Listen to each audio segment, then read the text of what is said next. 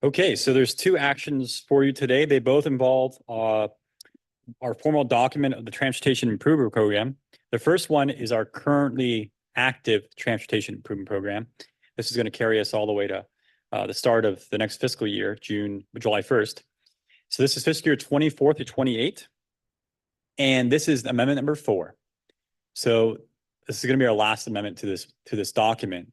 So the Transportation Improvement Program is our 5-year funding of federal and state funds towards transportation projects in Palm Beach County.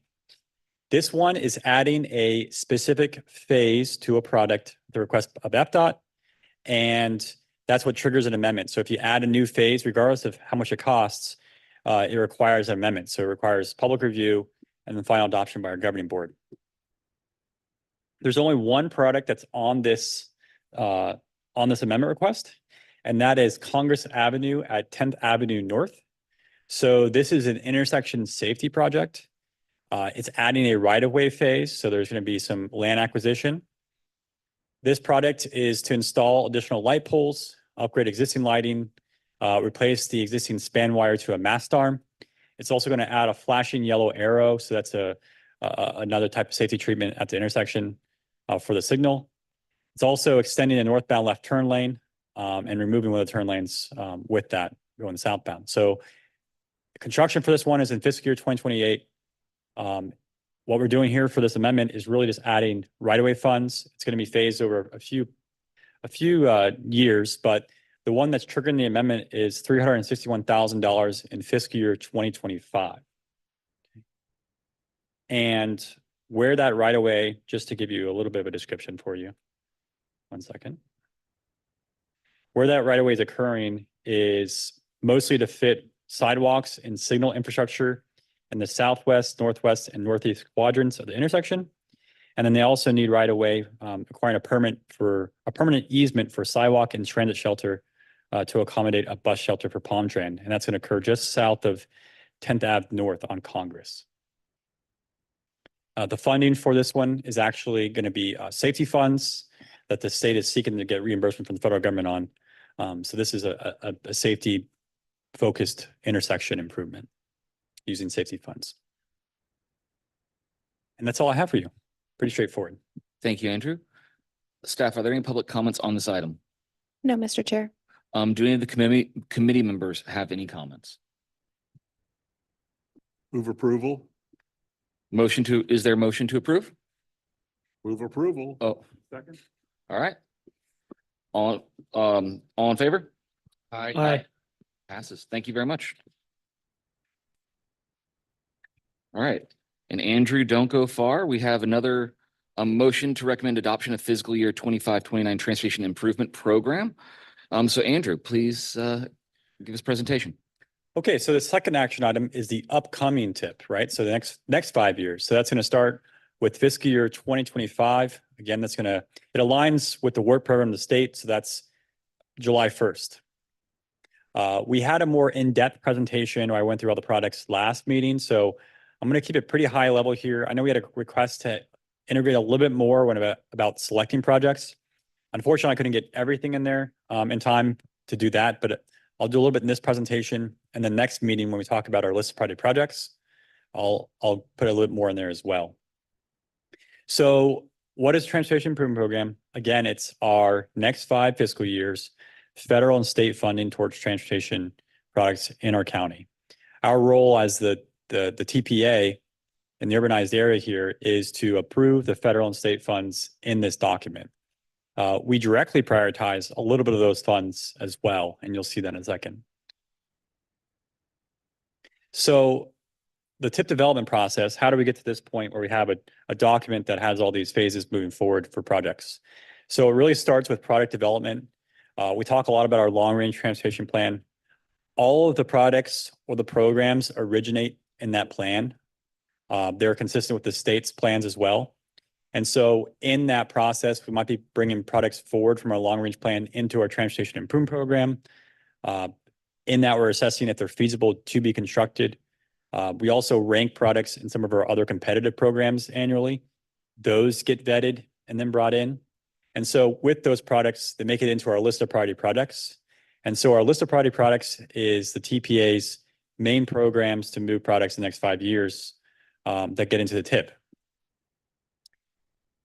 Once that list is approved by the governing board, it's then sent back to DOT, and DOT statewide is updating their revenue forecasts.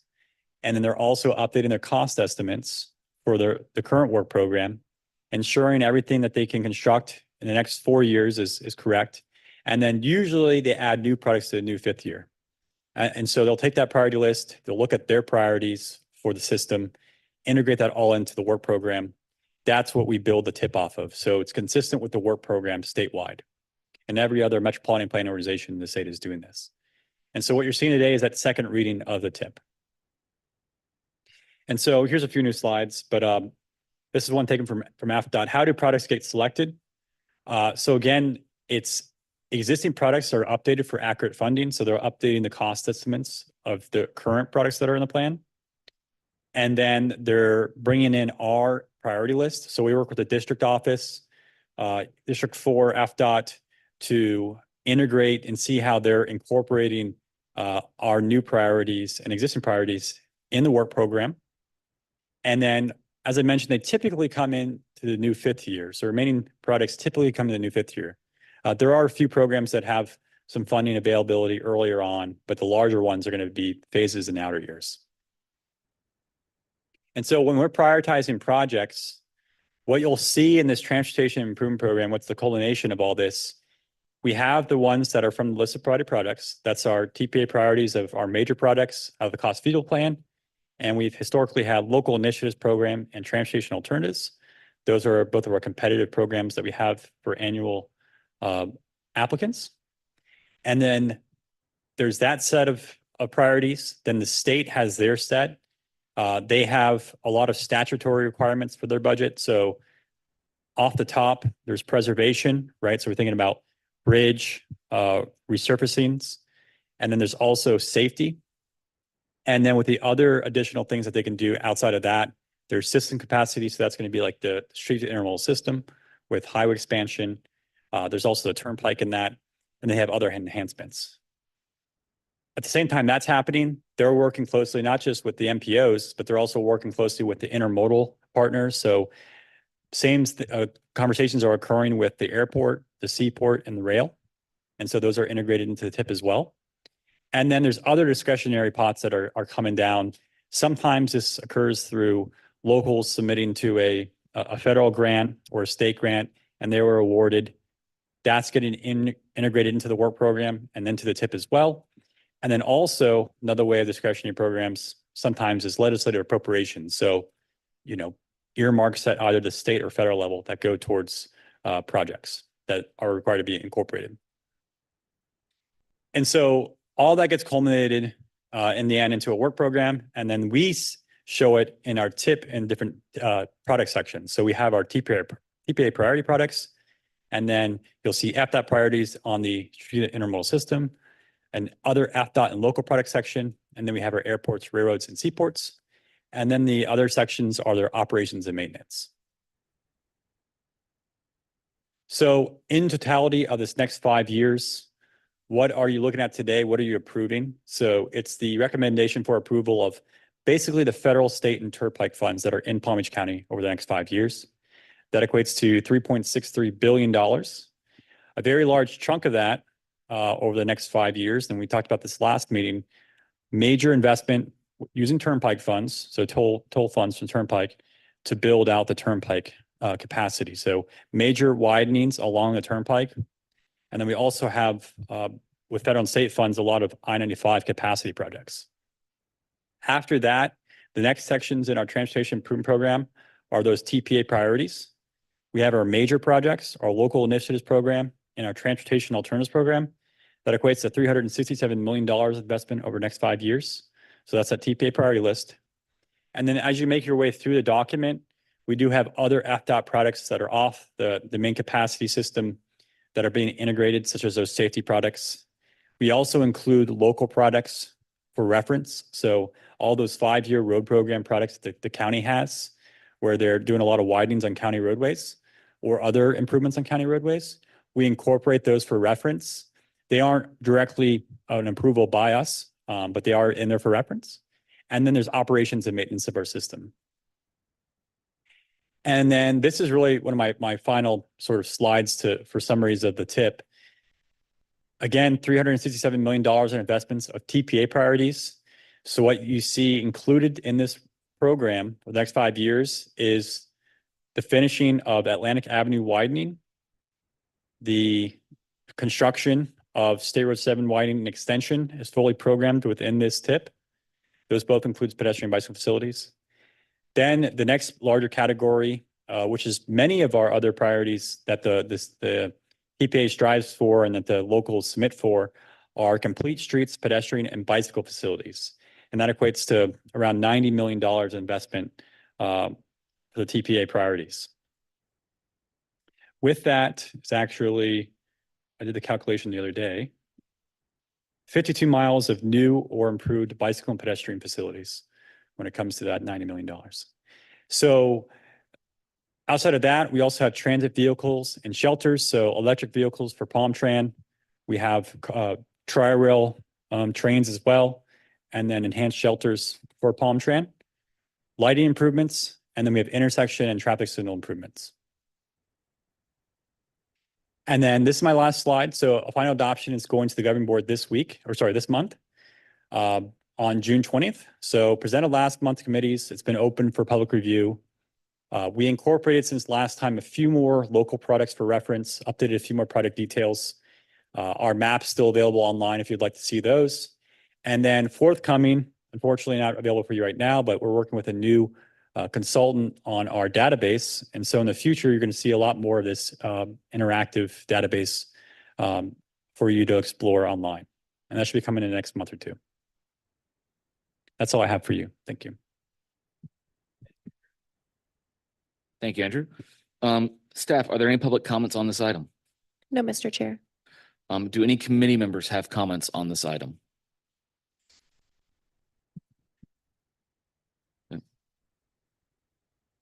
Yes, Myron. A couple of years ago, this committee passed a motion, I believe, asking the staff to consult with FDOT about the extent to which FDOT checks the long-range transportation plan when it puts something in the TIP. My understanding is that both federal and state law require the TIP to be consistent with the long-range transportation plan, both in terms of the specification of the project, which is easy, but also within 120% of the cost feasible estimate in the long-range transportation plan. Andy, can you tell us where we are in that? As I recall, when you asked, FDOT said no. So can you tell us where we are? Sure. So, and what Myron's referring to is, our long range plan has to be consistent with our transportation improvement program as product moving forward. And so the estimates, there's some pretty big thresholds in some of these. It's like greater than 50%. There's a few thresholds on there, and there's also length requirements as well. I think that's where the 120%, 20% higher. So the way that FDOT and FHWA check it is really through our certification review process. They're spot checking those. They aren't going in line every year with so many products. They spot check to make sure that the products in the long range plan are consistent with the TIP. Now it is our job as staff to ensure that we're still meeting those thresholds and they're still consistent documents. What I can say is that process has historically been cumbersome, right? Because when you have a update of all these products, especially ones that have high increases in cost, to be consistent between our long range plan and the TIP, and there's all these updates that come with that annual update of the costs, it can be hard for our staff to keep track of all that. This new database that we're moving towards with this consultant will have those checks in there for us. So we'll have the cost estimates within the LRTP section of that. And there's going to be a crosswalk with those products to the tip. And so we'll get triggered on those in our database. So that's what I can offer you long-term is that right now we're still as staff checking those to make sure we're still in the thresholds. But long-term, we're going to have a little bit more of a streamlined check of it. So you're moving toward it at least. From a streamlined perspective, we're still doing it, but not as, quickly as we'd like to do. I just like Takes to that time. let's just make one comment. I realize this is it's challenging and there are practicalities involved in all this. But you said, if I remember your phrase correctly, that the long-range transportation plan is consistent with the TIP. And it's really the other way around. The TIP is supposed to be consistent with the long-range transportation plan. The long-range transportation plan is supposed to be the guiding document. And then it's supposed to have all the projects over the next 25 years. And while the cost feasible estimates are in the 25-year plan, they're very uncertain, of course, but they involve significant trade-offs for things that do or do not get in the 25-year plan. Yep. And so it's really the TIP has to be consistent with the 25-year plan, not the other way around, right? Correct. You are correct. Yep. Sorry for that confusion. And as a practical matter, we all understand that what happens if cost estimates get to be 125% rather than 100%, 120%, then there's an amendment to the long-range transportation plan. Yep.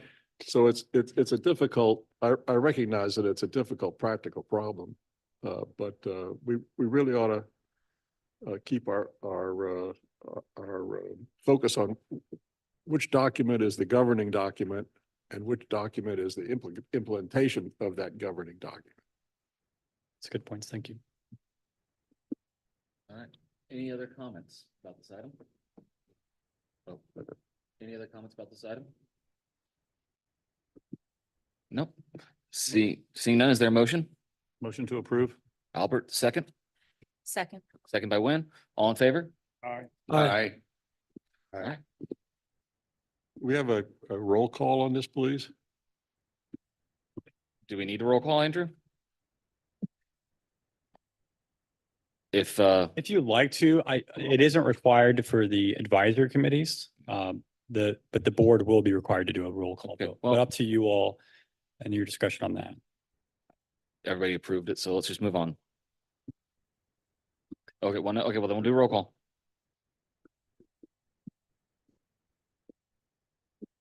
Ryan Rossi, Yes. Lily Charlotte Landstrom, Aquanette Tyson Thomas, Yes. Kate Layden, Yes. James Garvin, Yes. Jim Knight, Yes. Vijay Mishra, Yes. Myra Newman, No. Brian Rosen, Yes. Greg Fagan, Yes. Albert Richwagon, Yes. James McCormick, Yes. Win Dang. Yes. Thank you. So is Mr. Chairman, Yes. I'd like to just explain my no vote for a minute. Okay. Yeah. We're a collegial group. Yeah, no. 6 or 7 years ago, the way this committee was appointed was changed. And so that now we are appointed, each one of us is beholden to a member of the board for our appointment. And the member of the board who appointed me says I should vote no. Thank you, Myron. Let's continue on with the agenda. I'd like to invite Claudio Olarte for FDOT to present on the item of US 27 connector feasibility study. Mr. Chair, just if I may. Yes. Well, I just want to say thank you, Myron, because we also, when we put out the final agenda, Mhm. usually with the opposition, we like to just know the answers anyway. So when you provide that, it's helpful. Okay. And I just wanted to say on this item too, this is an exciting one. for the US 27 connector, just because it's one that was in the long range plan. This is one that we had a priority in the RTP to do a study like this. And so this is the first view of what FDOT has done for this study. So we're just looking to get your feedback on questions that you might still have outstanding from this and any thoughts. No, I'm definitely interested to hear about this one. And with that being said, Claudia, the floor is yours. Can you turn on your mic? Claudia Larte, Florida Department of Transportation, and we're here today to present our preliminary findings for the alternative corridor evaluation study for a new connector roadway in the area of Belle Glade and the South Bay City.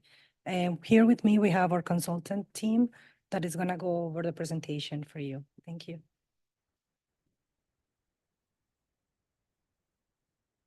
Thank you, Claudia. Good afternoon.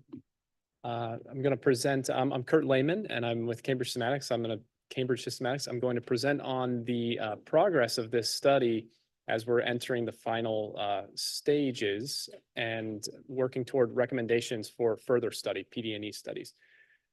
So the background of the study, there were actually numerous studies preceding this one that identified the need to have a corridor, alternative corridor that allowed traffic to flow through this area, through this region of Belle Glade, especially when it came to truck traffic. There's a heavy truck traffic on this route going from east, State Road 80 east, and then US 27 to the north and west. So right through that corridor is State Road 80, through the downtown Belle Glade area and through South Bay. So also this roadway was identified, this alternative corridor was identified in the 2045 long range plan, or the TPA, as a cost feasible project. So this is a study, alternative corridor evaluation to study different alternatives. Next slide.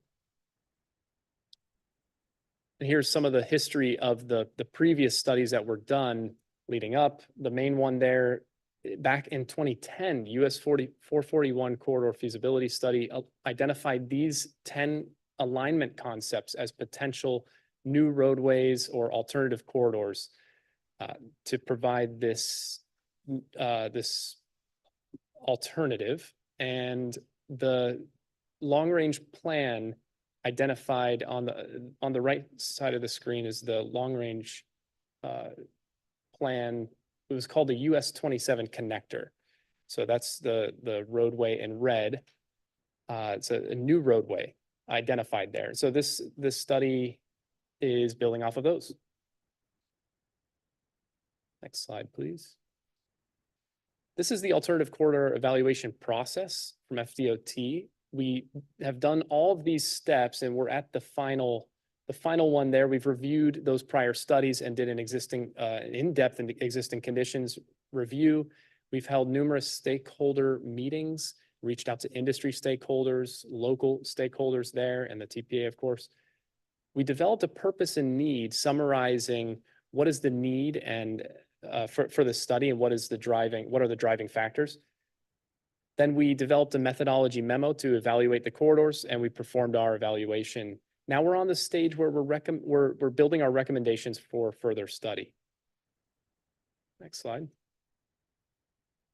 This is a summary of the stakeholder engagement that's gone on in the last few years.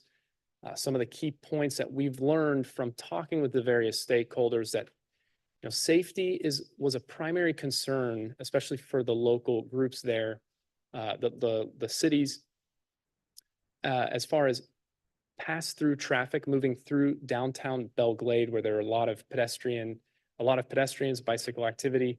And then there are, like I said, there's a high percentage of truck traffic there passing through, and it creates some conflict with the local traffic and pedestrians. Also, there was an industrial site that is still planned to be in the future land use maps. Future land use is planned to be industrial, switch from agricultural to industrial.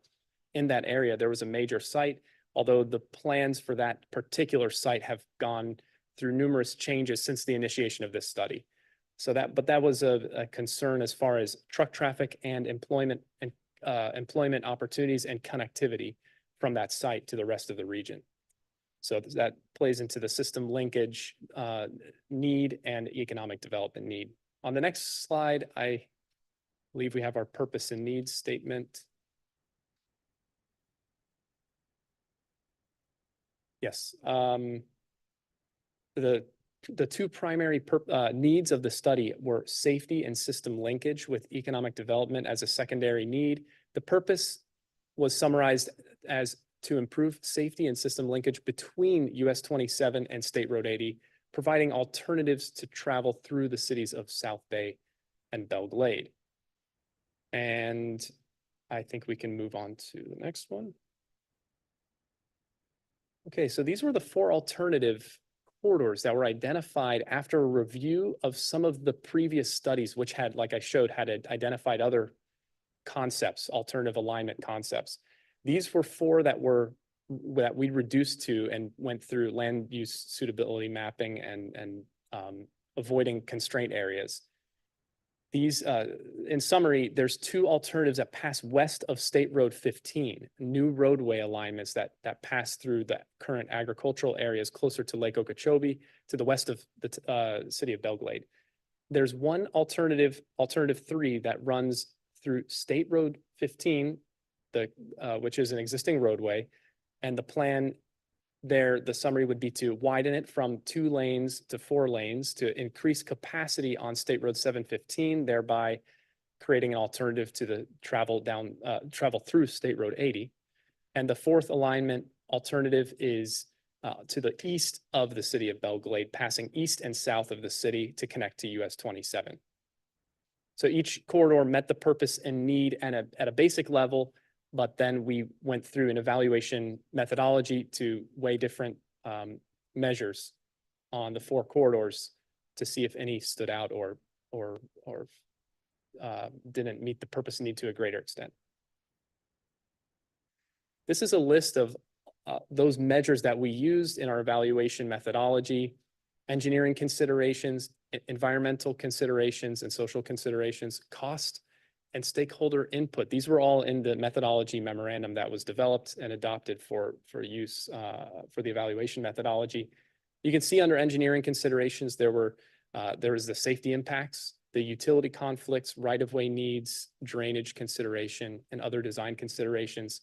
Environmental had a slew of natural and socioeconomic, cultural factors and physical, so floodplains, natural habitats, and noise for the local populations, cultural historical sites, the alternatives impacting how they would impact those various items. And one last note there was cost considerations, included capital costs and operating and maintenance costs, some of which was measured roughly, having rough estimates of cost in a quantitative sense, and some were qualitative because this was a high planning level review and we didn't have exact cost specifications for everything as detailed. This is a summary of the result of that evaluation. This is the matrix, including all those factors. On this table, the numbers that are higher is a 1, 2, 3. So 3 being the highest positive score, 1 being the least positive relative to other alternatives. And so in summary, you can see there was not a huge difference between in some, although there are numerous different aspects to each alternative that make them differ. But in summary, there's not a huge difference between alternatives 1, 2, and 3. 4 was a little questionable, but still pretty close in total. And if I go to the next slide, our summary so far is that alternative 3 is the leading alternative, although alternatives 1 and 2 also scored closely, especially. And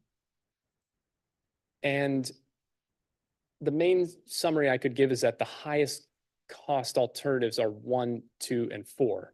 They represent building a new roadway.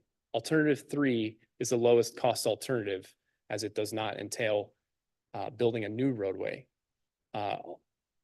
And also the highest benefit alternatives we noticed were 1 and 2, but there were some benefits associated with alternative 3 and 4. So that is the high level summary following our evaluation. And on the next slide, yes, our next steps are going to be to finalize the alternative core evaluation report and incorporate input from the TPA as we're presenting here, from your committee and from the board. And we are going to proceed with PD&E studies pending the project prioritization that comes from the input received. And we can also apply for CIS program, potentially for CIS program funding opportunities, since this project would be a parallel facility, possibly impacting the CIS, State Road 80 as a CIS corridor. So.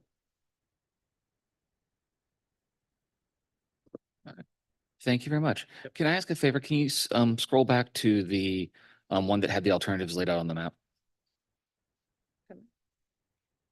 Thank you. Staff, are there any public comments on this item? No, Mr. Chair.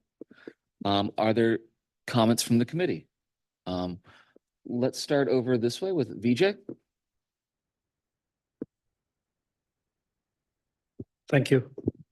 So this is the road I take pretty much every day for my work. The questions I have for you at this point of time is, of the 4 alternatives, has there been any preference, 1 or 2 or 3 or 4? We've noticed just in the scoring that we've done that alternative 3 is leading. However, we don't have a clear, we've been wanting to receive the feedback, the input from the TPA as a major stakeholder to make a definitive, recommendation so far. We could proceed to PD&E study without selecting one of the 4 alternatives.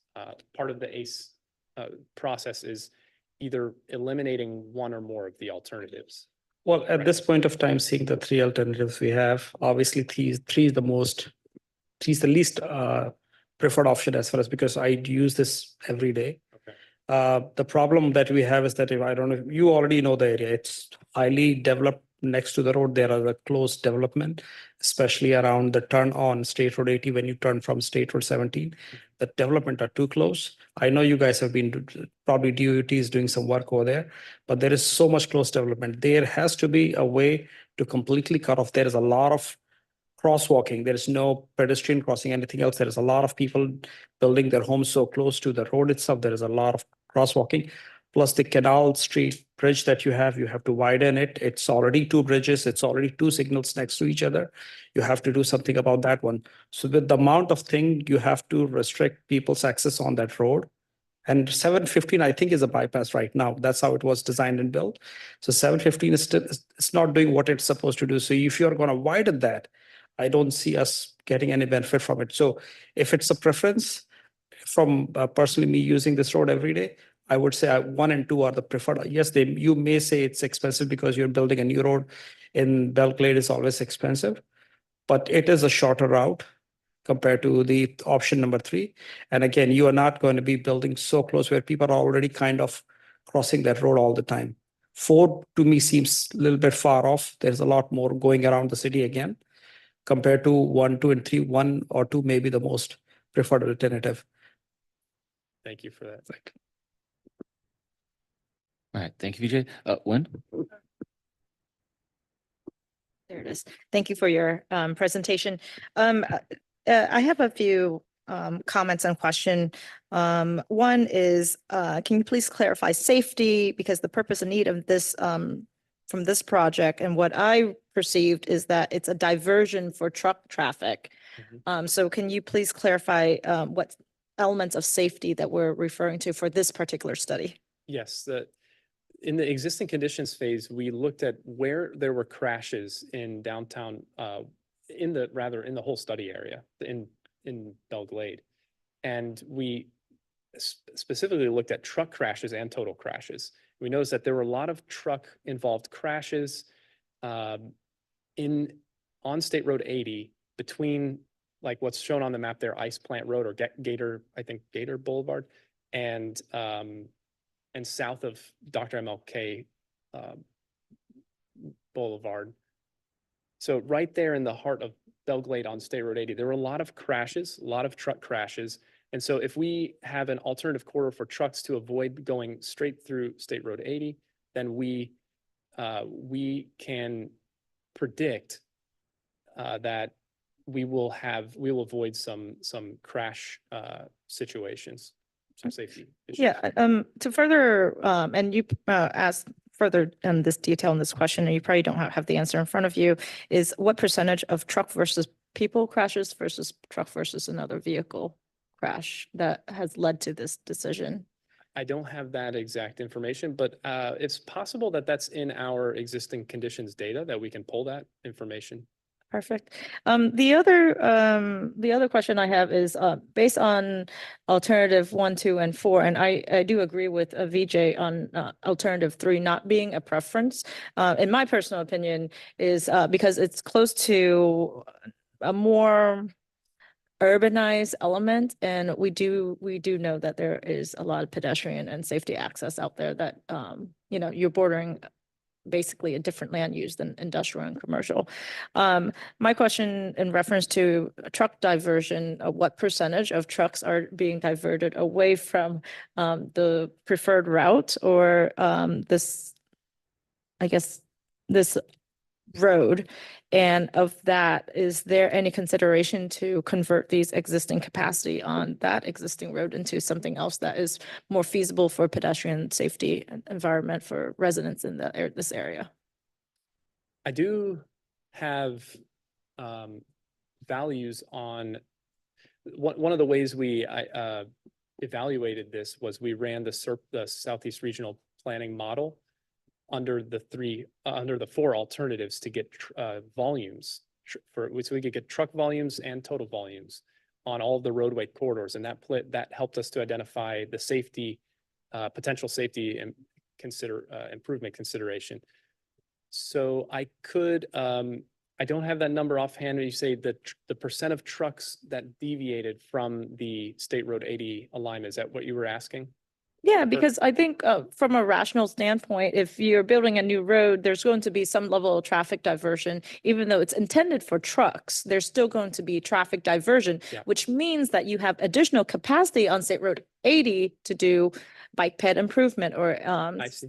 Right, some other road safety elements that's out there. That's all I'm asking. Yeah, we have the volume under each of the alternatives on each of the major roadways in the area that we can provide. And I think it's a good point. Just a side note that's not in the presentation is that the current forecasted level of service is acceptable LOSC for all of the roadways in the study area under the default, the adopted model, which actually does include the cost feasible projects. So, but in all 4 of our alternatives, there's no level of service D or worse on any of the major roads in the area. So it's, but when we're looking at, But aren't we designed to a level service D if it's within the acceptable level of service? correct. But we're designing for C. I'm just saying it's currently C even without Okay, changing understood. the There's current- capacity. Right. Thank you. There's capacity, exactly, to All right. address that point. Thank you so much. Myron? I'd like to agree with VJ. If the primary concern is safety, alternative 3 gets the lowest safety score.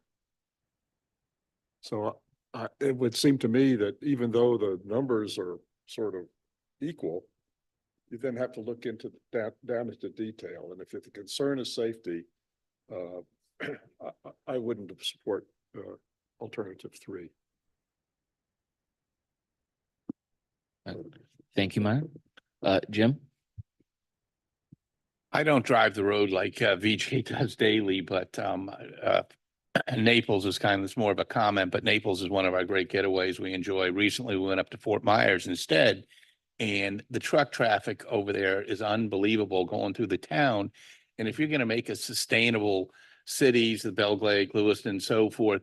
I think you're better off, again, moving it out of going through the heart of the downtown. I don't think the trucker is going to be stopping and going to the shops and so forth. Yeah, they might hit a gas station or something like that. And Finfrock recently went over there and opened up a facility, one of the largest employers over there in quite a long time, so forth. So I think, again, that if we could move it off of that, the three and try to narrow down to, seems like we're always trying to catch up. We've got a growing state, a lot of people moving here and so forth, and we're always behind in the roads, and it just seems like an ongoing problem. So if there's a way to shorten that study to, where the truck traffic's going to be moved off of that main corridor where the pedestrians are already walking from a safety standpoint, but also for long-term viability of the downtowns there and so forth, I think it would be a great idea to move it to a different route than that one. Thank you. Albert? I agree with VJ as well, but I'd also like to point out that you list option 1 is to the east of Belgrade. It's actually to the farthest to the west of Belgrade. Yes. Yeah, the alternative 4 is east of Belgrade. Yeah, you list apologize- option 1 is apologize east for the of slide, Belgrade. yeah. It's the farthest west of Yeah. Belgrade. The alternative 1 is right next to Lake Okeechobee. That's right. Yeah. It's just misleading. Thank you, Albert. Any other comments? Jim, VJ? You're good? Okay. Brian, go ahead. Yeah, I just would like to echo, what Jim, and again, VJ, I appreciate the fact that you are on the street daily and, your input here. It's helps kind of add some color. But again, I'm kind of leaning more towards, looking into the future, not trying to play catch up. I understand, costs are costs. But again, if we can get some of that heavy traffic out of these downtowns, and again, as Young said, make more pedestrian and bike friendly opportunities and safety opportunities. I think that's, got to weigh in a bit as we look at this whole situation. Thank you. Thank you all. Real quick question. Have you One last comment regarding the safety, since we're talking about this. Think of Belgrade as downtown. People obviously crossing, we don't have the same level of safety awareness in Belgrade. When people are crossing over there, I've noticed that a lot. I was in an accident just a week ago, big one with a semi-trailer. And the problem is that it's not just people over there. There are a lot of animals also there on the roads. Dogs, chicken, a lot of chicken over there in Belgrade. You will find a lot of those kind of animals also being there. So I don't know if that was taken into consideration, but please keep that also in mind. Thank you. Thank you.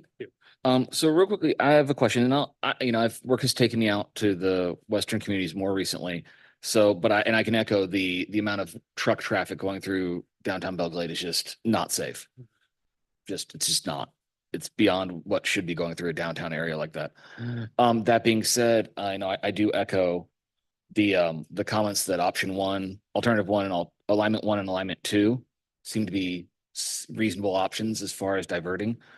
Yet preserving the ability for the downtown to prosper in the future. That being said, if you look at alternatives 1 and alternative 2, have you factored in right-of-way acquisition at all into these calculations? And if so, what does that look like for those alternatives? Because that farmland is productive right now. Yeah, we did look at right-of-way and in terms of number of parcels affected and estimate of acreage.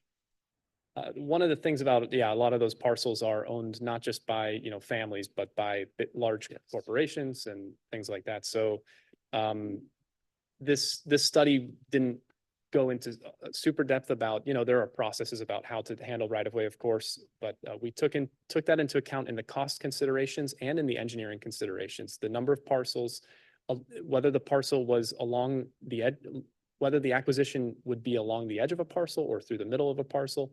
So those kind of considerations were taken into account in the evaluation stage. And has there been any outreach to any of those landowners as far as getting their feedback as a stakeholder in the solution?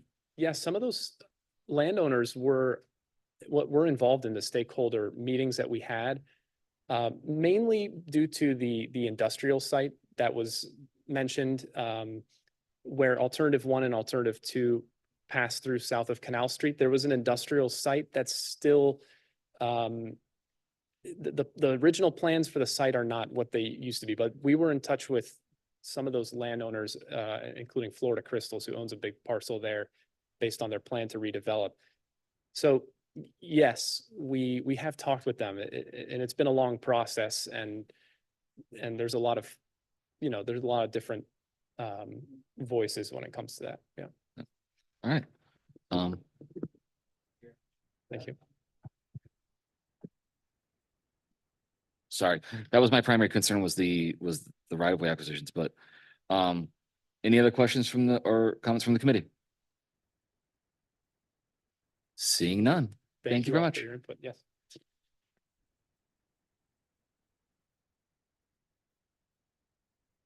All right, next we have a presentation on bicycle and pedestrian safety improvements for State Road A1A.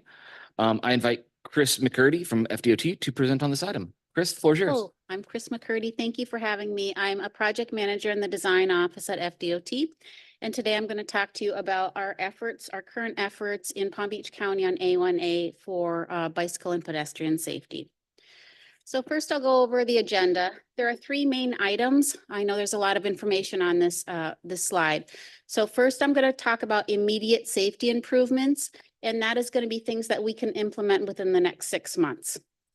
The second item is going to be, we're currently doing a feasibility study on bicycle and pedestrian safety on A1A in Palm Beach County. And I'm going to provide details on what that study is going to cover and the timeline for when we're going to have information available. And the third item, we currently have 7 resurfacing projects on A1A in Palm Beach County in the 5-year work program. So I'm going to provide details on what bicycle and pedestrian improvements those projects are going to include. So first, the immediate safety improvements. So these projects are going to be implemented by our traffic operations office. And this is going to be your small term immediate improvement that we can get out the door quickly. So it's not going to be the huge dollar cost, and it's not going to be overly complicated in design. This is going to be the, oh, what can we get out there and do now? I want you to look at the picture in the upper right-hand corner. That is a Sharrow pavement marking on a travel lane. And what Sharrow markings are is they are trying to convey a message that people who are driving vehicles and bicyclists that both have the ability to command the travel lane. So bicycles have the right to command that full lane. We can use those Sharrow pavement markings as long as the speed limit is posted at 35 miles per hour or less. And those Sharrow pavement markings are put in increments of 250 feet max. So that's what that symbol on the pavement is trying to convey. And then below that, you'll see the Share the Road signage. That signage is a reminder for both the bicyclists and the vehicular drivers that they are supposed to be sharing the road. So those, again, are the short-term improvements. We have identified several locations where we can implement those now.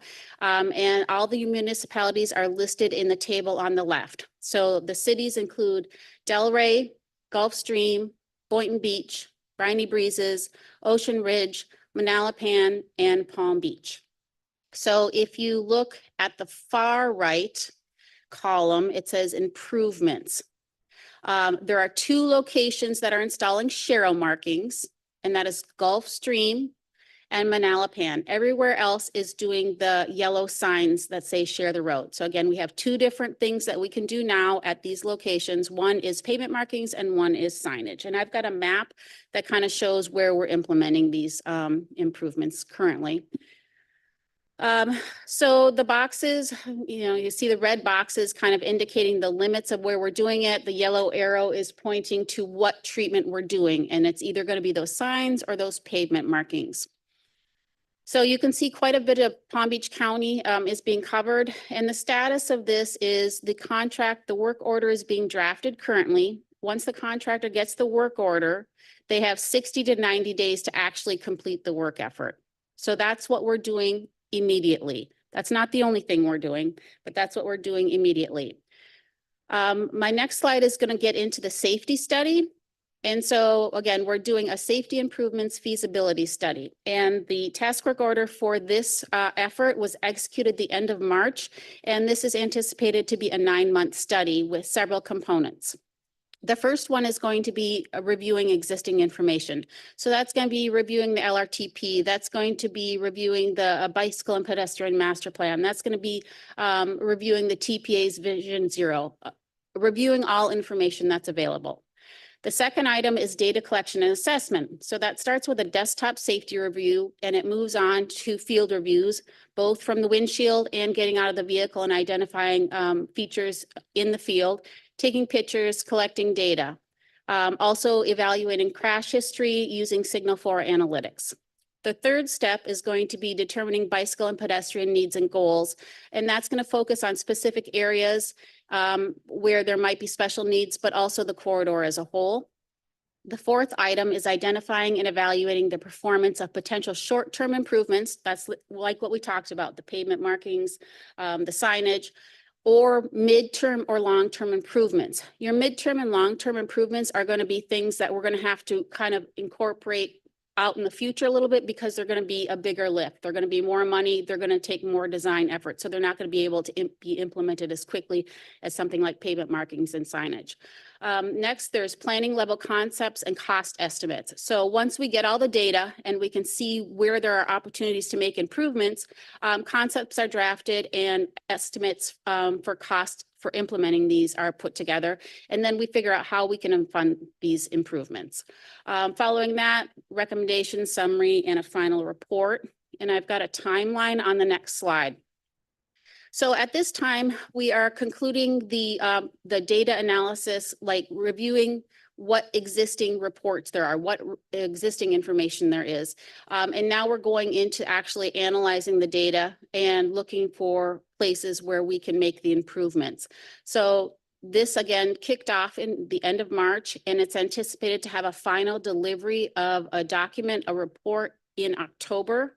But there'll be milestones along the way. So as we get information, if there are things we can do immediately, we're going to look at doing things immediately. And as we get the information, if there's things that we can start programming projects in the future, we will do that. So information will be rolling in segments, but the final report is due to us in October. So what are some of the potential countermeasures this report is hoping to deliver for us? So providing curb extensions is one example. And curb extensions would be an opportunity to shorten the pedestrian crosswalk. So shortening the crossing distance, pedestrians have to be in the travel lane. Upgrade pedestrian lighting at crosswalks to make the pedestrians more visible to the motorists. Widen shoulders where feasible and mark shoulders for bicycles. For us to mark the shoulders for bicycle, our design standard requires a 5-foot shoulder width. So we can't put the bicycle designation on the pavement unless we have at least 5-foot paved shoulder width. Install the Sharrow pavement markings. Again, those were those markings I showed earlier where we're telling the bicyclist and the motorist that the bicyclist has a right to command the full lane. Replace worn and faded detectable warning surfaces at crosswalk locations. That's these are those yellow domed surfaces that you see at the bottom of a pedestrian ramp. And those should be, highly visible and in good condition. So that's another item we could do. Installing high emphasis crosswalks at signalized intersections. What we mean by high emphasis is it has the longitudinal striping, but it also has the transverse striping. So it's more of the white striping to draw attention to the crosswalk. And that's what we do as a standard at signalized intersections today. Also restriping existing crosswalks to improve visibility so the motorist can see the crosswalk well in advance. Okay. So now we're moving on. We have 7 resurfacing projects in our 5-year work program. And this map, I know there's a lot going on the map. I'm going to try to break it down a little bit. So the legend on the right has the project number starting with the lowest number at the top, going to the highest number at the bottom. Next to that project number, there's a color, and you can find that color on the map. And so you can kind of see the location of where each project is. As I go through each of the 7 projects, I will call out what municipality it is in, and I'm going to go through the list of projects from starting at the south and moving north. So I'm going to start with a project in Boca first. Okay, so this one is State Road A1A from Southeast 31st Street to south of Grand Court. And again, these are all going to be resurfacing projects where we're able to incorporate some bicycle and pedestrian improvements. Our project manager is Henry Okina. And this project, we're going to resurface the existing roadway and shared use path. We are reducing the travel lane width to 11 feet to accommodate a 6-foot buffered bike lane. So we're going to take a foot of pavement from the travel lane and we're going to make the buffered bike lane wider. We're going to install Sharrow pavement markings on the bridge. So the bridge at this location is a pinch point and there's not enough pavement width to put separated bike or put any kind of bike lanes. So we're putting those Sharrow pavement markings on so the vehicles know that the bicycles have the ability to command the road. We're also going to fill in sidewalk gaps and add signage at mid-block crosswalks. Okay, moving up a little bit, now we're in Highland Beach, and this is on A1A from south of Grand Court to south of Linton Boulevard. The project manager for this project is Brad Salisbury. This project was recently let and construction was due to start this past Monday. So this project is officially in construction. And here's kind of a map. You've got the begin project at the top and the top graphic and end project at the bottom at just south of Linton. And what this project is doing, this project is widening to provide the 5-foot marked bike lane. It is going to improve drainage and reduce ponding both on the existing bike and travel lanes. It's going to upgrade asphalt paths to meet ADA standards. So there has to be certain slopes and certain criteria to meet ADA standards. Update mid-block pedestrian crossing signing to the latest standards. So our criteria changes over the years and it's going to update the signage to current standards and add no passing zone marking signage in areas of concern. So again, this project is in Highland Beach. Next, we're going to move on to Delray Beach. And this is from Linton Boulevard to East Atlantic Avenue. And the project manager for this project is Hyan Wu. And this, there are already bike lanes within the project limits, and those are existing to remain. Pedestrian lighting is going to be upgraded at a few different locations, signalized intersections. So Linton, Casuarina, and East Atlantic Avenue. Existing mid-block crossings are to remain. We're upgrading pedestrian signal features for ADA compliance, and we're upgrading 4 mid-block crossings to rectangular rapid flashing beacons. The rectangular rapid flashing beacons, RRFBs, have a sign, yellow diamond shaped sign, but below it, it has small lights that the pedestrian can activate it. And so the motorist is going to be able to have additional recognition that there's a crosswalk there because of these flashing lights at the RRFBs. Okay, now we're moving up a little bit more. This is in Palm Beach and Lake Worth Beach, and this is from south of Lake Avenue to north of Ibis Way. The project manager for this project is Van Den and Nagel. And here's a map of what the limits are for begin project and end project. North is on the right. Okay, and this project includes increasing sidewalk width from 5 feet to 6 feet. Increasing the paved shoulder width from 3 feet to 5 feet, because again, once we can get that 5 feet, then we can mark the shoulders for bicyclists. Installing 2 mid-block pedestrian crossings at Raymond Floyd Golf Course and Phillips Ocean Park. Okay, this is another project by Bandana, and the limits are from north of Ibis Way to north of Emerald Beach Way, and this is all within the town of Palm Beach. Okay, and improvements include providing the 5-foot bicycle lanes where feasible and Sharrow pavement markings where bicycle lanes are not feasible. They would not be feasible due to the shoulder width and not an opportunity in our right of way to widen. Also actuated flashing beacons with additional signage before Sloan's Curve and Widener's Curve, and speed reduction signs ahead before Sloan's Curve and Widener's Curve. So we've got one more project, and this is oh no, we got 2 more. This is still in Palm Beach. This is Tuck Lee's project. This is from south of State Road 704 Royal Palm Way, from Emerald Beach Way to south of Royal Palm Way, sorry. Okay, this project is going to be installing Sharrow pavement markings. There's some existing broken sidewalks that's going to be replaced and updating the lighting at intersections to current criteria. Okay, and our last project is in North Palm Beach and the project manager is Jeff Robert. The limits of this project are from John D. MacArthur Park entrance to Portage Landing North. And what's included in this project is repaving the existing pavement, minor widening. Now, the widening will not take place within the limits of the park, so all widening will be outside the park limits, and restriping to provide 8-foot designated bike lanes. Upgrading lighting at signalized intersections and upgrading pedestrian signalization at intersections. So that's what this project is doing. And my last slide is going to be kind of a summary of where we're trying to move forward so that we have consistency on A1A in Palm Beach County.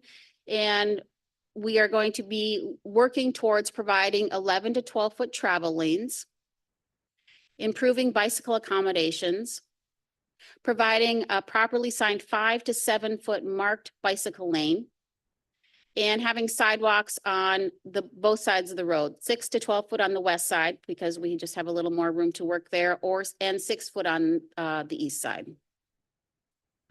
So that is my presentation, and I'm anticipating some questions. Thank you very much, Chris. Staff, are there any public comments on this item? No, Mr. Chair. And just for point of clarity, there were no public comments on the last item either, correct? Correct. Okay, thank you. Any committee members with comments? All right, let's start over there. Myron? Very well done. Thank you. All right. Jim? I want to say again, very well done as a comment from Myron, but I was just curious. So on A1A in Boca from like Spanish River going south, I noticed that they have those orange flags and there's like a little plastic holder. And so you have the blinking light and everything else, but then there's an orange flag for the people to carry from one side, they drop it on the other side and then go back. It seems like it's another great way to catch the people's attention because we all drive and get used to the flashing lights because it's always flashing. But and again, I don't even know if it's working or if that's a trial program, whatever, but I was just curious. Okay, I don't have information about that, but yes, I've seen that done other places. So I didn't even realize it was being done in Boca. So I can reach out to the project manager, and you said it is on A1A that they're doing it? Yeah. On A1A, yeah. At basically, what cross it street? starts at Spanish River Boulevard, I want to say, and goes all the way down to Palmetto Park Road, maybe even further, maybe down to the Inlet Bridge. It's in the Deerfield too, so. It's kind of like, if you pay attention to social media lately. Well, I've it's- seen it it's the before. I brick. just haven't seen it in Boca. Well, the fake brick, because people aren't slowing down and it's a public outcry. So it's these, of course, it's not MUTCD approved, none of these, but it's basically to get people to slow down and Yeah, don't hit me as the you walk. visibility, yeah. Right, but the brick, we should do the brick. What's the brick? I'm sorry. Instead of flags, they're holding up like a foam brick. Yeah. Okay. Win? Yeah, thank you so much for the presentation. I'm sorry, did I cut you? I have a few comments. Thank you so much. I think quick build and getting a lot of the signage and the shared lane markings out there is very important. And I was hoping that a lot of that curb extension that you're analyzing could be implemented in a quick build scenario, whether if it's delineators or anything like that, that will really, to highlight what we kind of briefly talked about this morning about tactical urbanism to, to test and pilot those ideas before, you make that permanent 5 years later.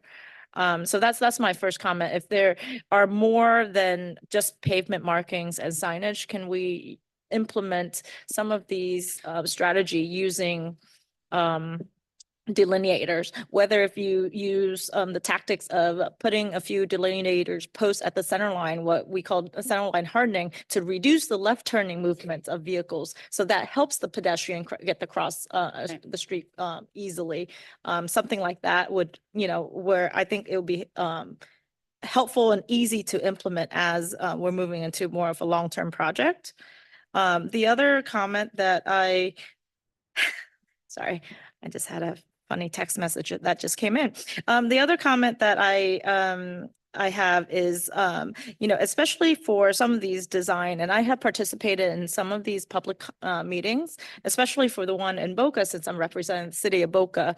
And in the last meeting that one of your project manager came to present to the bike committee, residents in that committee overwhelming has been asking for not only buffered, but buffered and protected.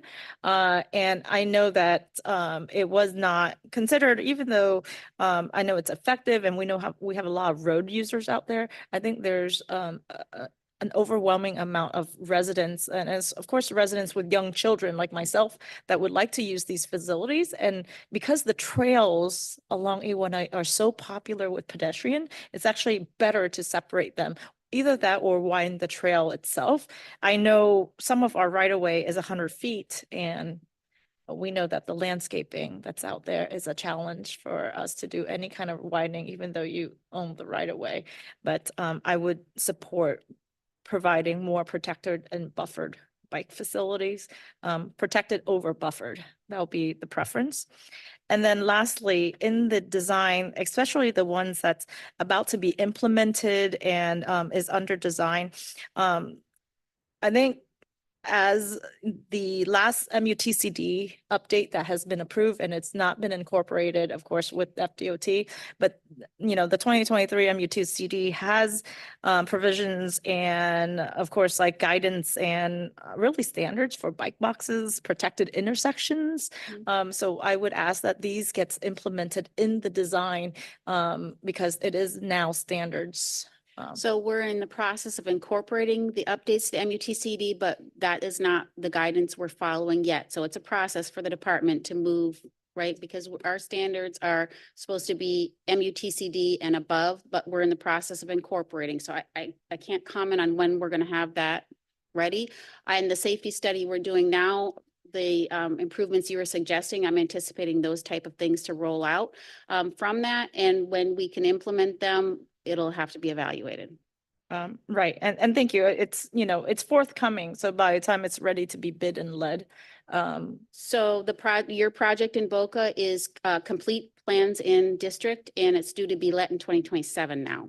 Right. And I know that we have an internal meeting to discuss that project specifically on June 18th with one of the directors. So I will bring your concerns up at that meeting. Right. And again, this is just not my concern. It's also representing the bike, the biking community that's represented at that meeting. They're overwhelming asking for protected facilities. And then lastly, it's I think with 12-foot travel lane is wider than I-95. So personally, I would support something. So 12-foot travel lanes on I-95 would be standard. And until recently, the FDM required on a 2-lane, 2-way facility that we have the 12-foot travel lanes. That's a recent change to the FDM. So projects that were in different stages of design when that change was made, that's a very recent change that we can now have less than 12-foot lanes on 2-lane, 2-way. Yeah, thank you. Albert?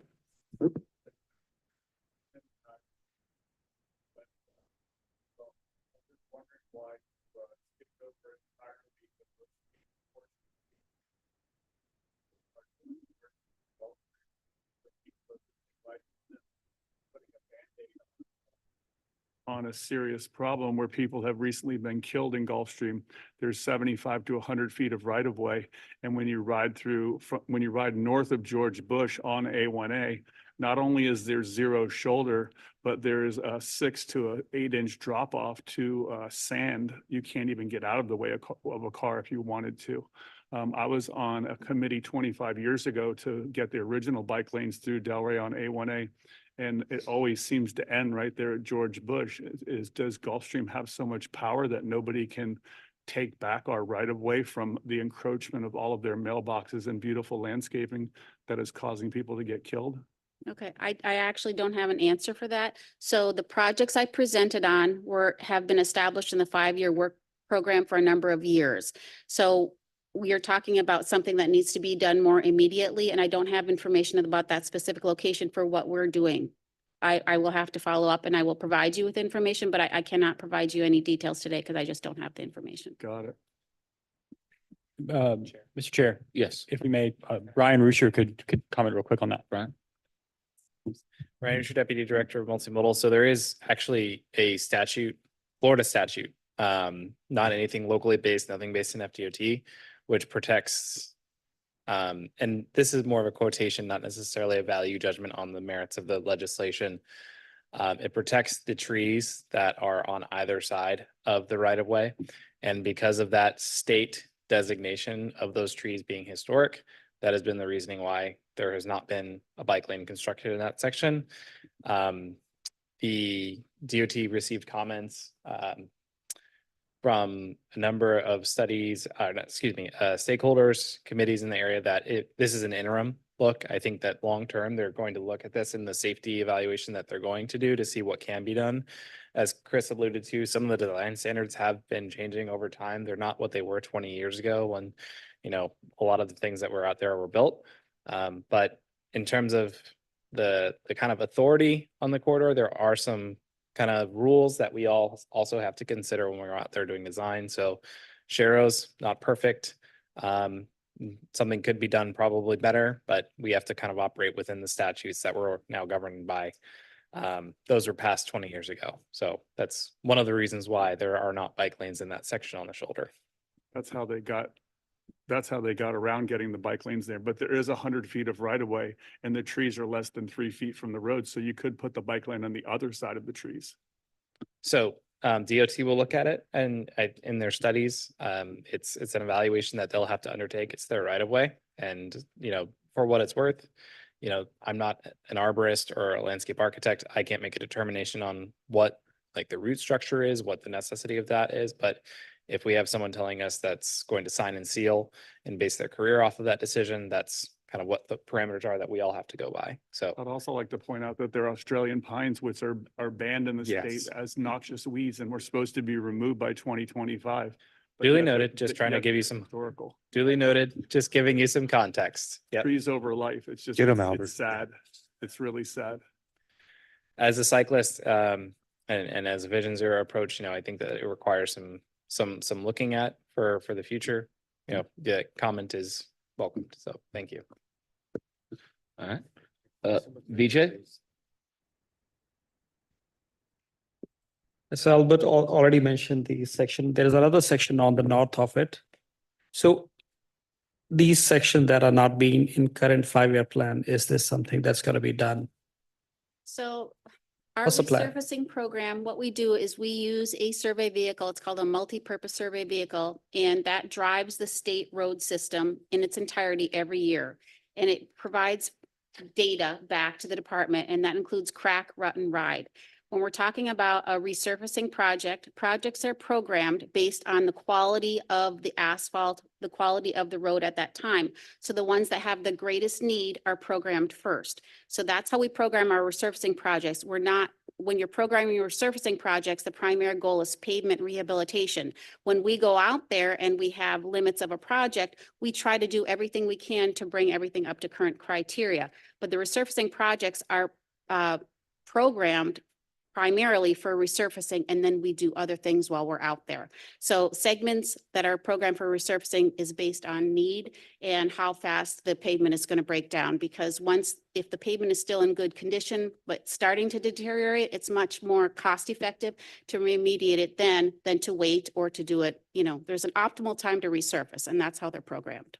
And in the plan which you have for immediate, whereby you are putting these signs or road marking, I noticed on the north section, there is a gap in there. The immediate one, there's a gap. So you have 5 sections, the first section and second section, there is a gap. Why there is a gap over there? On slide number 3. That's the traffic operations office. I can get that information. She was at this morning's meeting. So I will have to provide that information. I don't know how they decided those push button projects. Okay, thank you. Any other comments? Brian? Thank you. Again, this is great work. So thank you. I think again, pedestrian and bike safety is just so important, for our county and looking into the future. One thing, and it's related to it, Sharo. Again, I'm learning some new terminologies here. I thought it was a great name. I actually liked it because it's a shared road and it's narrow. I've heard shared roads and bike paths, but never Sharo signs. Is there some PR or something else that maybe the TPA can work with while we're rolling this out? Because a lot of the drivers just don't understand, what that sign means. They see, okay, so bikes can be on the road, but the fact that the bikes can take up the entire lane, I don't think a lot of drivers understand that. And I don't know, again, I happen to sit on the DDA board in Delray Beach. I'm the chair there. We have a good way to get out a lot of messaging, and maybe the TPA can work with some of these other cities that we're putting these improvements in to help people understand, the rules behind these Sharos, because I love it. I think the signs are great. I think we're moving in the right direction. And, being on the pedestrian bike steering committee for Delray, I looked in with Brian when he was with us, shared us like, how comfortable are you as a biker? Comfortable bikers can bike next to a road by cars, but that's like a level 5, most people are level 3, 2. And again, the level 1 to 3, they like the buffers, the full protection, but we need more space. We don't always have it. But, from personally, we have a road on Swinton, which is a Sharo in Delray Beach. And then we have Second Avenue where they did a really nice bike lane.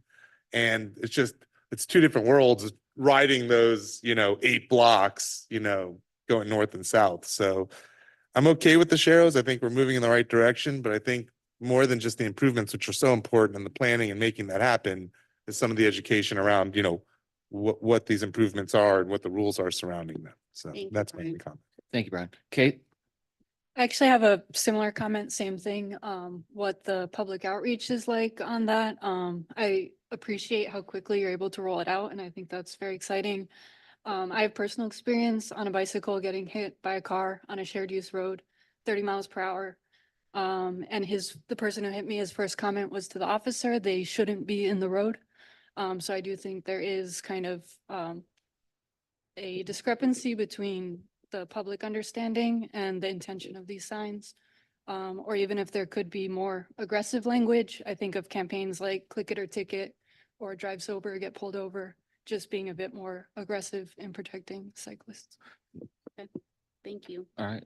Thank you, everybody. I echo all the safety comments and so forth by this committee. I do want to draw attention to one small little area that might seem trivial in comparison to some of the broader concerns here. But on the section of A1A between Lake and Ibis, A1A goes right between the two halves of the Palm Beach golf course, Palm Beach Par 3. Do not underestimate the traffic that those golf carts cause crossing that path, crossing A1A on a regular basis. At peak times, you have a couple of golf carts crossing that street every 5 to 10 minutes. Okay. So while, and they use the crosswalks, they drive over the curbs, there's extensive wear in that, in that crossing. So it's something to pay attention to as you're designing and implementing some of these, is that and let's not talk about what people drink on the golf course too. So just saying, that's an area when I've ever played out there, I've always been concerned, like, why has somebody not gotten hit yet? Could you say the name of the golf course again? Palm Beach Par 3. It's right there on Lake and Ibis, and the A1A goes right through the middle of that golf course. There's golf balls going in that traffic. There is carts crossing every couple of minutes at peak times. To my knowledge, nothing questionable's happened out there, but I'm sure there's a couple people here that have played it that probably would say that that's an area that needs a little bit of a different take, probably, to make sure that traffic and safety is accounted for. Thank you for sharing that. Thank you. Any other comments? Nope. All right, moving on. Thank you very much, Chris. Next, we have the Vision Zero Action Plan status update.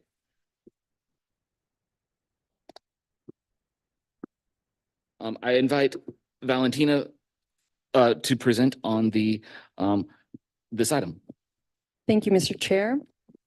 Good afternoon, everyone. My name is Valentina Facus. I'm the pedestrian bicycle coordinator here for the Palm Beach TPA. And I will make this presentation brief because I know that we are sort of short on time. But for today's presentation, I will be providing a brief overview of our status update for our Vision Zero Action Plan and the actions that we've completed so far and the actions that are in progress for fiscal year 2023 to 2024. And really quickly, this status report is already on the backup agenda with you today and is also up on the website at palmbeachtpa.org/Vision Zero.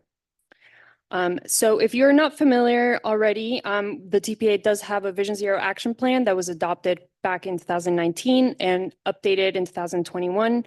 And really the purpose of this plan is to try and eliminate all of the traffic-related fatalities and serious injuries.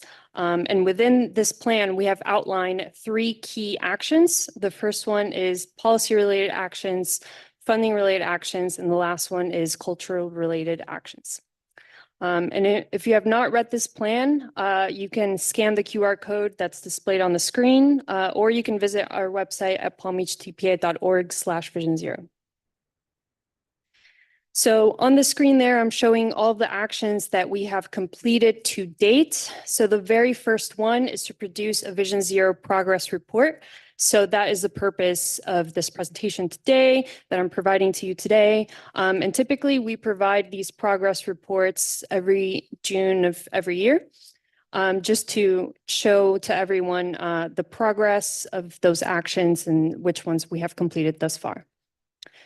The next one is action 1.2, which is safety changes in TPA legislation and policy positions.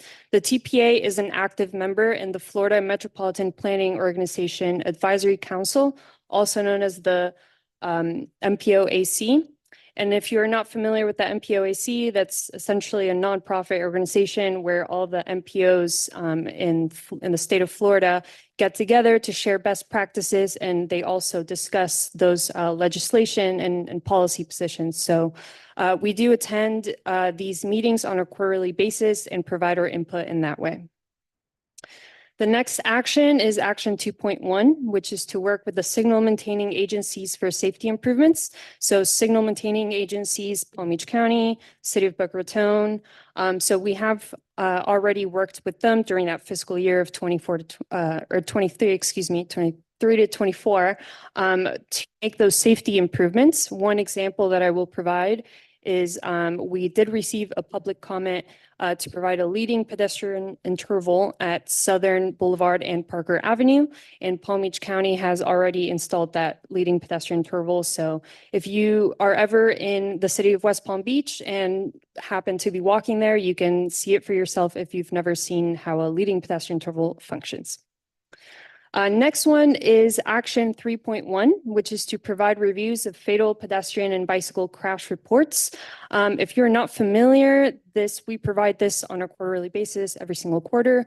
We started this back in 2022, and originally when we first started it, we were only providing those crash reports for pedestrians and bicyclists for fatalities only. But then towards like the middle to late 2022, we sort of decided to better align with our Vision Zero action plan, which is to eliminate both fatalities and serious injuries.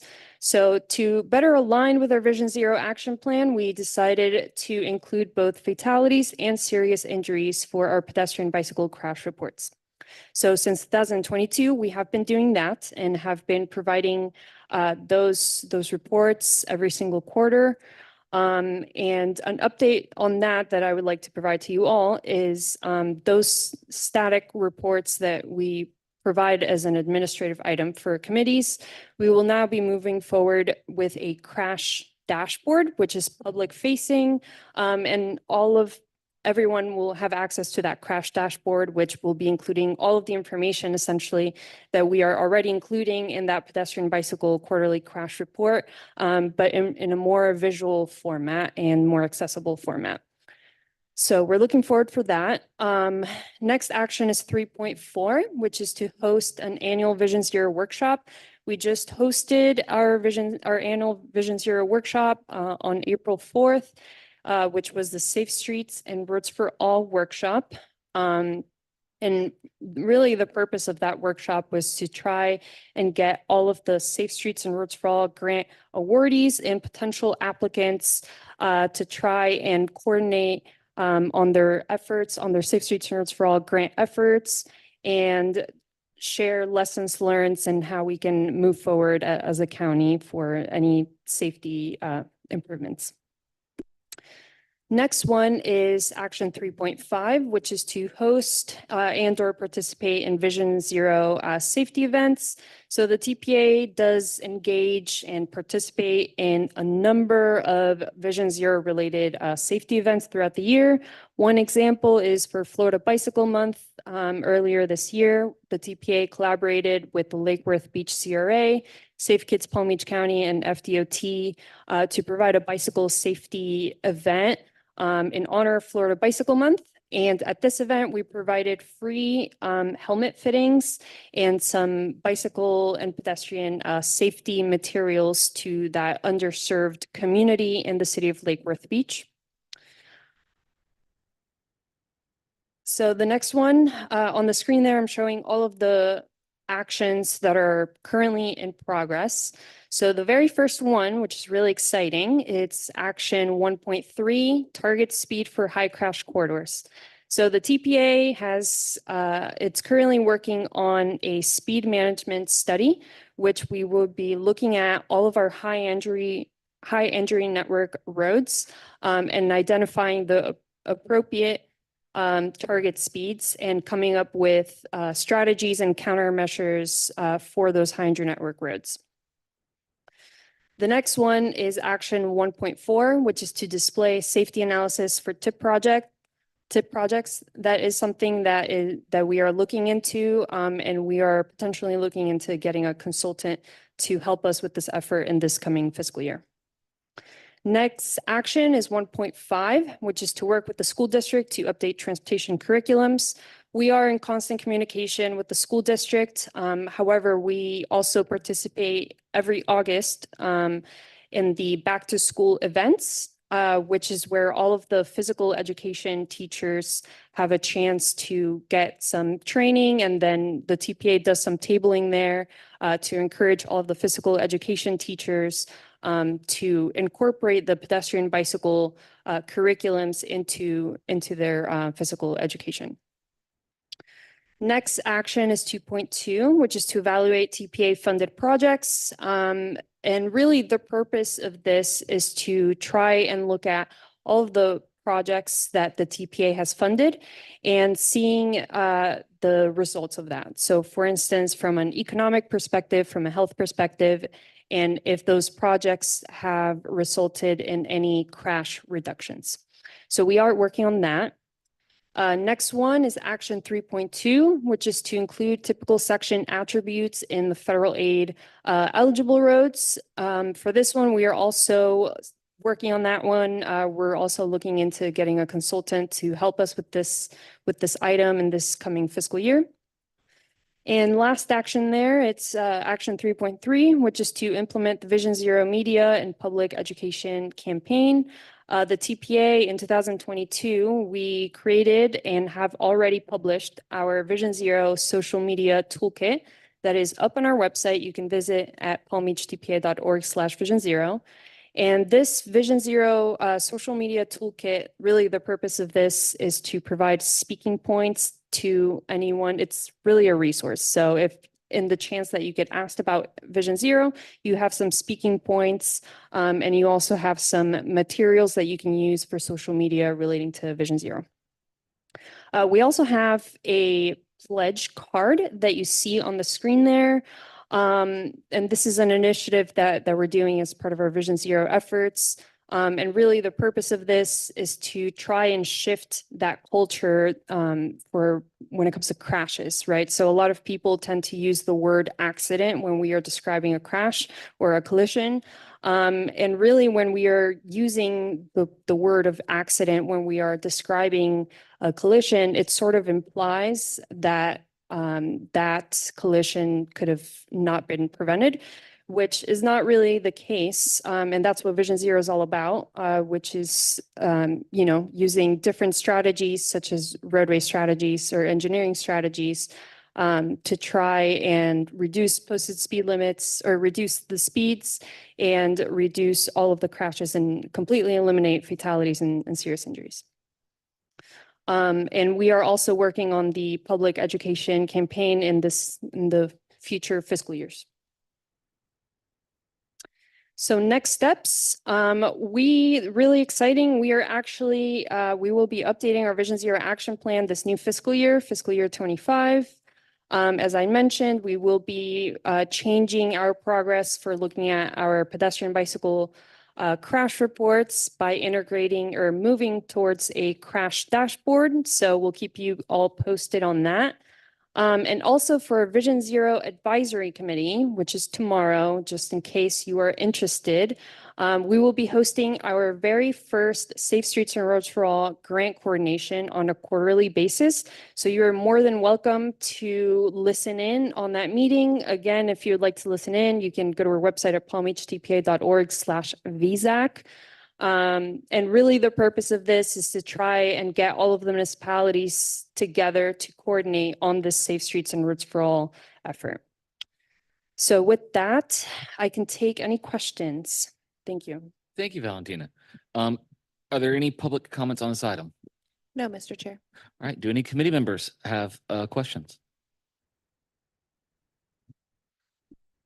I'll just Yeah. say it's not really a question, just a comment. Thanks again for all the work. It was really, again, eye-opening when you came and did the walk in Delray Beach. I was able to participate in that. And again, I live there. It's a couple blocks from my house. I'm on the streets all the time. Yeah, I knew there'd be some issues, but again, it was really eye-opening when you kind of walk and do the audit, and I owe you some information, so I'll get that to you. Thanks. Thank you. Yeah, and I echo the comments, Valentina. Fantastic work. Great presentation. I look forward to some of the ongoing stuff. And that crash map sounds could be very enlightening. So thank you for that. No, thank you. All right. Any other comments? All right. Thank you. So items 4A through 4D are informational only. There will be no staff presentations unless requested by a committee member. If none, staff, are there any public comments on these items? No, Mr. Chair. I would mention that we do have our LRTP boards in the back of the room. So Nathan George is here to answer any questions on those, and expect an email from us pretty soon about those upcoming meetings in your communities. No, great. I hope everybody can take time to weigh in on LRTP stuff, not only here, but also in your community. So please be engaged with that.